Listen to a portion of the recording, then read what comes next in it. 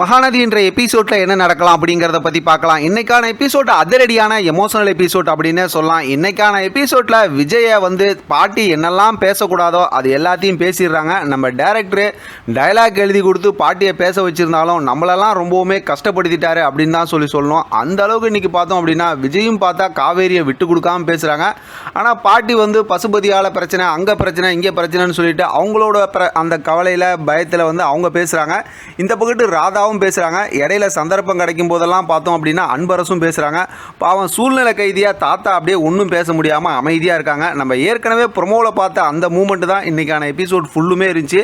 ஆனால் இன்றைக்கான எபிசோட் ரொம்பவுமே எமோஷனலான எபிசோட் அப்படின்னு தான் சொல்லணும். இன்றைக்கான எபிசோட் மறக்காமல் எப்பவும் போல் டிவியில் பார்த்து என்ஜாய் பண்ணுங்கள்.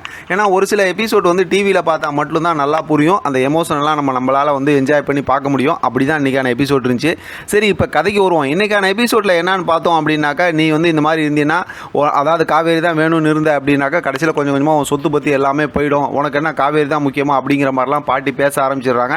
இடையில அன்பரசும் இதை தான் பேசுகிறாங்க. நாங்களாம் கட்டி காப்பாற்றி உனக்கு இந்த சொத்து பத்தெல்லாம் கொடுத்தோம், அதனால தான் உனக்கு இதோட அருமை தெரியல அப்படிங்கிற மாதிரி பேசுகிறாங்க.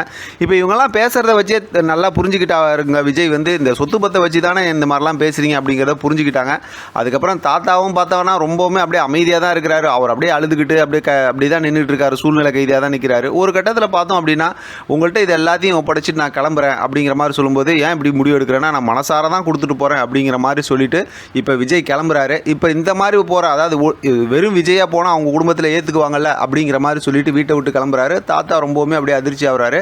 இப்போ தான் தாத்தா கிட்ட விஜய் ரொம்ப பெரிய ஒரு உண்மையை சொல்கிறாரு. நான் ஏற்கனவே உங்களுக்கு ஒரு சர்ப்ரைஸ் இருக்குல்ல, காவேரியை கூப்பிட்டு சொல்கிறேன்னு சொன்னல அப்படின்னு சொல்லிட்டு இப்போ தான் சொல்கிறாரு. இந்த மாதிரி காவேரி ப்ரெக்னெண்ட்டாக இருக்காங்க அப்படின்னு. தாத்தா அப்படியே ரொம்ப சந்தோஷத்தில் அப்படியே கண் கலங்கி அழுகுறாரு, ஆனந்த கண்ணீர் வடிக்கிறாரு. இதை சொன்னதுக்கு அப்புறம் பார்த்தீங்கன்னா பாட்டியோட முகமும் ராதாவோட முகமும், ஐயோ நம்ம பெரிய தப்பு பண்ணிட்டோமே அப்படின்னு சொல்லி அப்படியே கதறாங்க.